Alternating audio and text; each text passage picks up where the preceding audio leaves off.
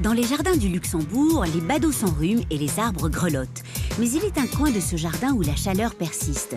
Là, dans les serres du Sénat, éclosent et s'exposent des milliers d'orchidées. Pour s'y retrouver, nous avons suivi Pierre Berthaud, jardinier aux serres depuis 20 ans et aux commandes de cette collection vieille de près d'un siècle et demi. La faculté de médecine avait un jardin avec des serres pour abriter ces orchidées. Et en 1859, les serres ont été détruites. Par ce fait, nous avons récupéré toutes ces orchidées dans une serre qui a été construite spécifiquement. 1400 plantes ont été données par cette faculté de médecine. Nous sommes actuellement avec environ 10 000 potées de plantes. Ces 10 000 potées rassemblent environ 150 genres différents d'orchidées.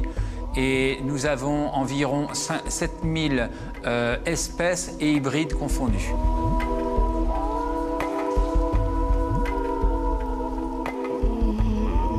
La petite particularité du Jardin Luxembourg, c'est d'avoir pu garder une très ancienne collection. Cet hybride, lui, il est enregistré et donc on a la certitude qu'il est dans les serres depuis 1909. Donc voilà, l'année prochaine, il aura 100 ans. Cet hybride est un Paphiopedilum, un genre d'orchidée plus connu sous le nom de sabot de Vénus. C'est l'un des doyens d'une collection qui compte tant d'espèces différentes qu'elle a été déclarée, voilà 10 ans, collection nationale. Une belle récompense pour une orchidée qui reste facile à cultiver. La plupart des Paphiopedilum sont cultivés entre 13 et 20 degrés. Donc c'est souvent inférieur aux températures que nous avons dans les appartements. Mais en fait, une pièce assez fraîche avec un peu de lumière convient très bien.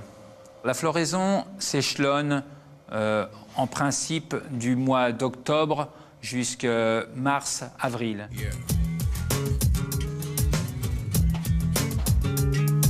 Pour la plupart du temps, le rempotage se fait au bout de 2 années. Il est très important de centrer la plante dans le pot et surtout de ne pas faire dépasser le substrat au niveau du collet de la plante. Le Paphiopedilum n'est pas de culture difficile. Le souci, souvent, c'est un problème d'arrosage. Les Paphiopedilum n'apprécient pas l'excès d'eau. Pour la plupart du temps, l'été, nous arrosons 2 fois par semaine, alors que l'hiver, nous le faisons pour la plupart du temps qu'une seule fois. Je suis avant tout très content que cette collection soit reconnue, puisque ça permet qu'elle perdure. Donc je n'ai fait que ce que les anciens ont